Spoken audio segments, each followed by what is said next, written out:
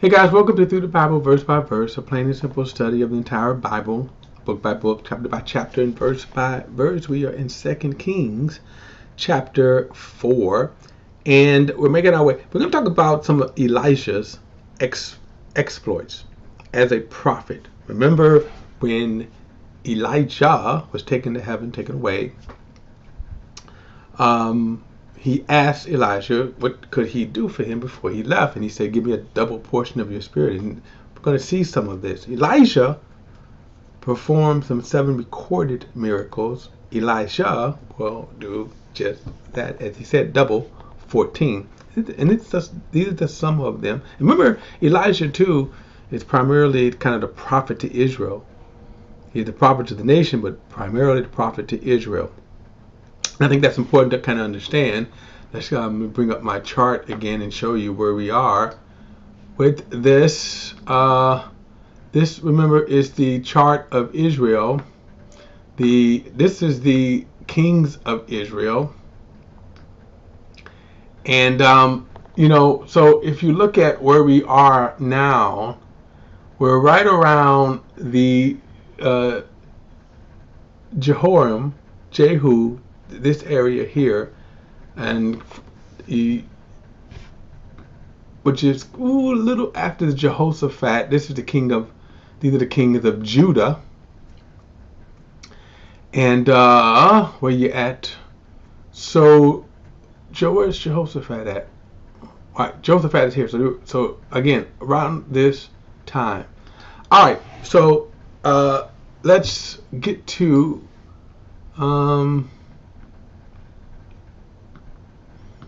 First, 2 Kings chapter 4.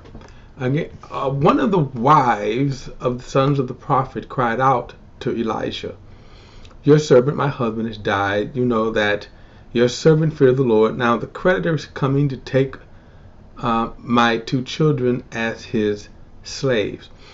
Now, this is what's called debtor's slavery here. The basis of the slavery was debt. You didn't owe someone. You could not file bankruptcy. There was no bankruptcy laws. So someone could literally put you or your children into debtor's slavery until the debt was paid. Verse 2, Elijah asked her, what can I do for you?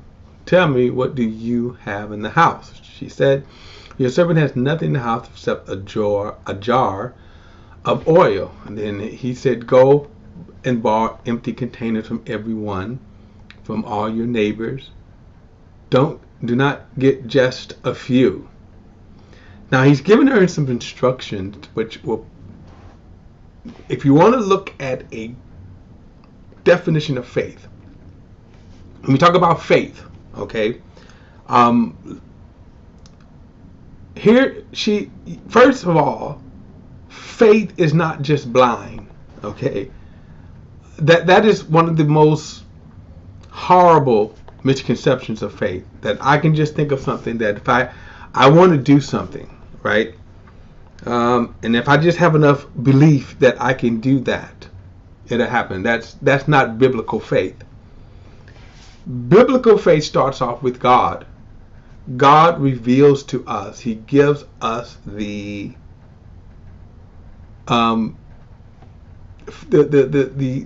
justification for believing in him. So you start off with Elisha, who is an established prophet. He now tells this woman to do something. On that basis, she then goes and gets these jars. She just didn't go and gets the jars, right? And says, hey, loan me some jugs and jars, and we would probably say, hey, you got any 55-gallon jugs or 55-gallon, right? Drive behind your grocery stores and pick up empty, maybe pick up these 55-gallon. It wouldn't be grocery store, it'd probably be more like Home Depot or something like that. Anyway, so the idea that she's doing this based upon what the established prophet has told her. Verse 4, then go in and shut the door behind you and your sons, and pour oil into all these containers and set the full ones to one side. Now, I want to just interject something right here, and this is just an interjection. I'm thinking about a famous preacher a few years ago, that he got really dragged through for believing God for a $65 million jet. Except he wasn't believing God for a $65 million jet. He was actually fleecing the people, the general public, telling them to give money to it. And then when he got criticized for it, he was saying this in front of his congregation, that if he wanted to believe God for a $65 million jet, you can't stop me. Well, no one was stopping him. What they were criticizing was he was fleecing the flock. And the reason why I criticize that is because who told you to broadcast your so-called faith? And I use this example here. Notice Elisha said, go in and shut the door behind you. In other words, your faith will be known. Your faith will eventually be known. Now, of course, I'm saying he didn't have faith at all. What he was doing wasn't true faith. But I am saying this, that there are people that think that they have to broadcast.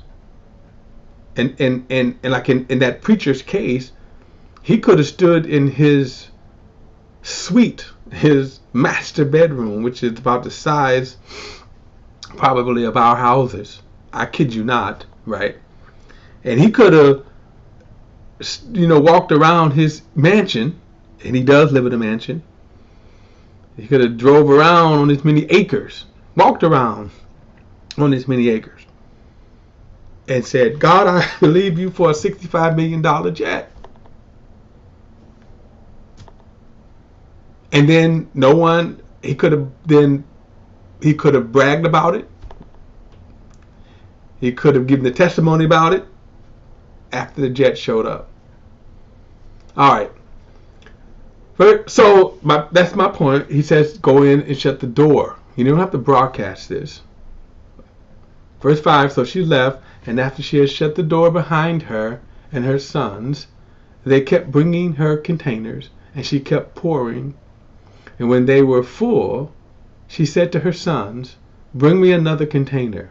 But he replied, there aren't any more. Then the oil stopped. Kind of interesting right here, right? So they got as many containers as they could possibly get. And when they could not get any more, the miracle stopped. In other words, the multiplying of the oil stopped right here. And by the way, this was a miracle. There's no way that you could have ever said that it was not anything else. I say that because you will have a critic, a skeptic, that will always try to find some kind of natural causes for that. You could not.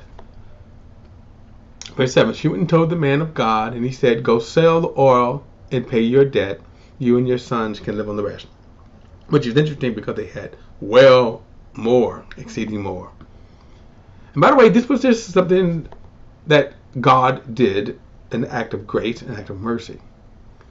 All right? Don't make a principle or law out of this, which some people do. All right.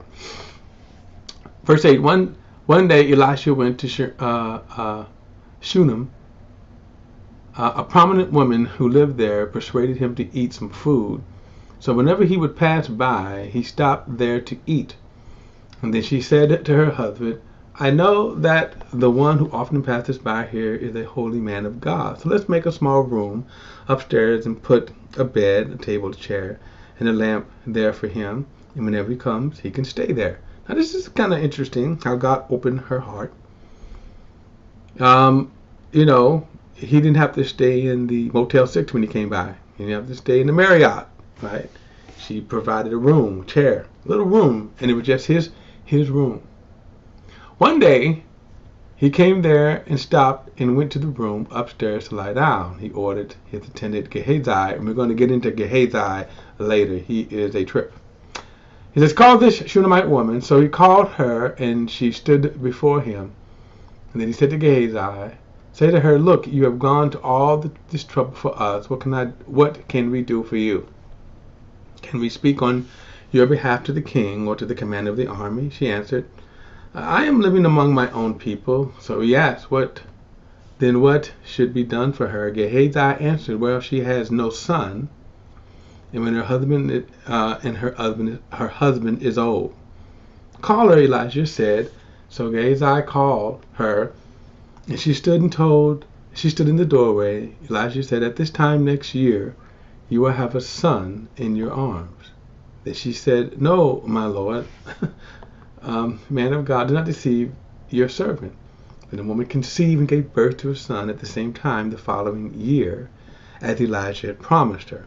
So you kind of see this, again, kind of a miracle.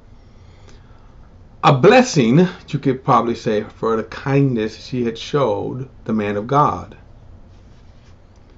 Verse 18, the child grew and one day went out to his father and to the harvester. Suddenly he complained to his father, my head, my head. His father told his servants, carry him to his mother. So he picked him up and took him to his mother. The child sat on her lap until noon and then died. And then she went up and laid him in the bed of the man of God and shut him in and left. Now, I kind of like this woman's faith. So, of course, you know, they're living in a time where, like us, well, not like us, but they're living in a time where they did not, I'm going to say, unlike us, didn't have a lot of medicine, modern medicine. When he died, it's kind of interesting that, by the way, you knew death back then just like today. You would know death. I could tell you, if you are around someone that dies, it is unmistakable. Not like TV, okay? Not like TV at all, okay?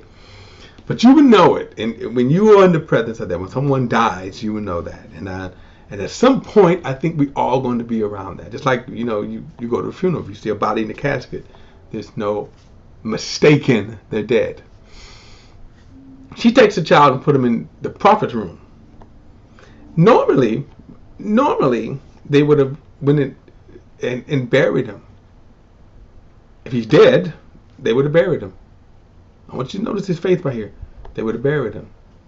Verse 21, then she went up and laid him in the bed of the man of God and shut him in and left.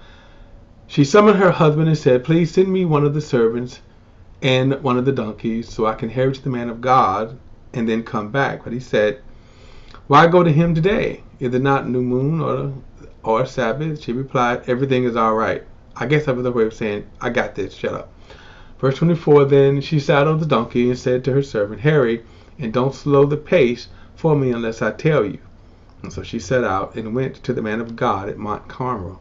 And when the man of God saw her at a distance, he said to his attendant Gehazi, look, there's the Shunammite woman. Run out to meet her and ask, are you all right? Is your husband all right? Is your son all right? And she answered, everything is well. Now, it kind of seems to me that she's not talking to Gehazi, that she wants to deal directly to the man of God. Verse 27, when she came up to the man of God at the mountains, she clung to his feet. And Gehazi pushed her away, but the man of God said, leave her alone. She is in severe anguish, and the Lord has hidden it from me. He hasn't told me. Now, a couple of things here. Now, I want you to understand, what's interesting, one, you kind of see, just like today, how we have this kind of hierarchy, this reverence. I'm not criticizing it one way or the other.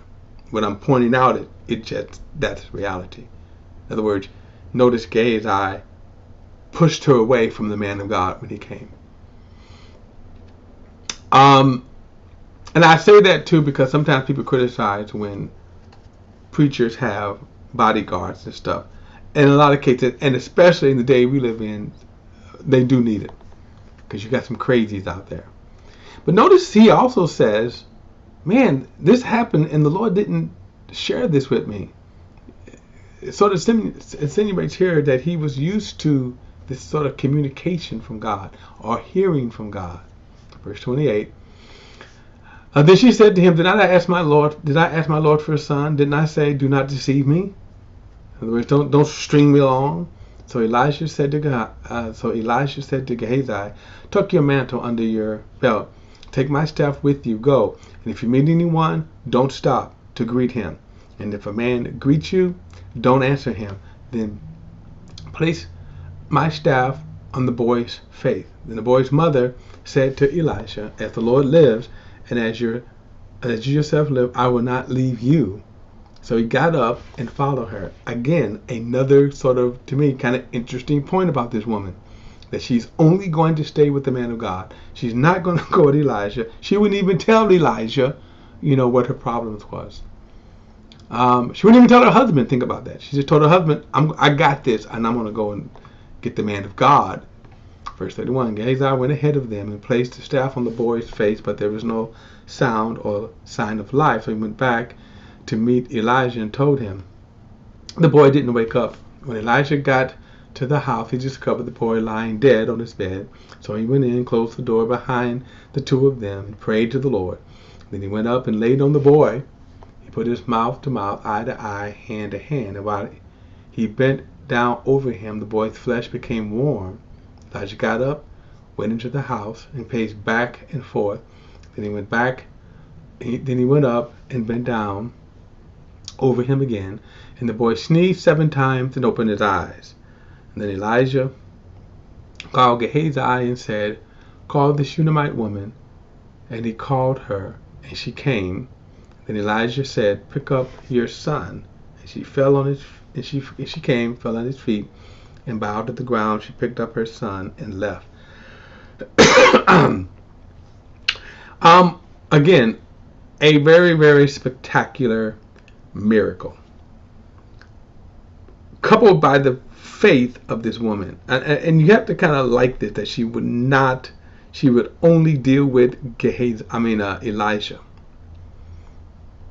And it's kind of interesting that Elijah himself had to go. He tried to kind of brush it off. Here you go, Gehazi. And and there's some questions we could probably ask about this. All right, verse 38. And when Elijah returned to Gilgal, there was a famine in the land. The son of the prophet was sitting at his feet. He said to his attendant, put on a large pot and make stew for the sons of the prophet. One went out to the field and gathered herbs and found a wild vine, from which he gathered as many wild gourds as his garments could hold. By the way, they would have these, the robes. They could make like a big pouch, with that. That's what it means by that. He carried as many as he could kind of unfold up in his robe. Then he came back and he cut them up into the pot and stew, but they were unaware what they were, and then they served some of the men to eat. But when they ate the stew, they cried out, "There's death in the pot!" The man of God,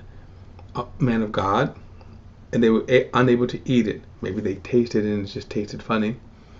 Then Elijah said, "Get me some meal," and he threw it into the pot and said, "Serve it to the people to eat." And there was nothing bad in the pot. Now, this was an act of faith, by the way, because remember, they just discovered they got maybe poison gourds in this pot right here. He didn't make a fresh pot. He just simply he healed that pot and then told them to eat it, and then they ate it. Okay, that was an act of faith. Okay, that was an act of faith on him. Verse 42, a man from Baal Shalishna came to the man of God with his sack full of 20 loaves of barley bread from the first bread of the harvest. Elisha said, "Give it to the people to eat." But Elijah attended and asked, "What? Am I to set 20 loaves before 100 men?" He said, "Give it to the people to eat." Elijah said, "For this is what the Lord says, they will eat and they will have some left over." So he gave it to them as the Lord had promised, and they ate and had some left over. Now, immediately something should come to mind here when Jesus fed the loaves of bread. Now, the reason why I'm even bringing this up, the fact that when it says that Jesus, the miracle, the comparison between Jesus feeding with breaking up the bread loaves and Elijah, that when Jesus performs this miracle, now you understand why there should have been no doubt in their minds that Jesus was the Messiah. That there should have been no doubt in their minds, because he's performing the exact same miracles that Elijah was performing. And so they should have, but anyway, they didn't. But you see this, Elijah multiplied this bread, and Jesus multiplies the fish. All right, guys. Don't forget to like and share this video. Subscribe to BP the Bible Perspective. All comments are welcome, so add them. And don't forget to hit that subscribe button. I will see you in the next study.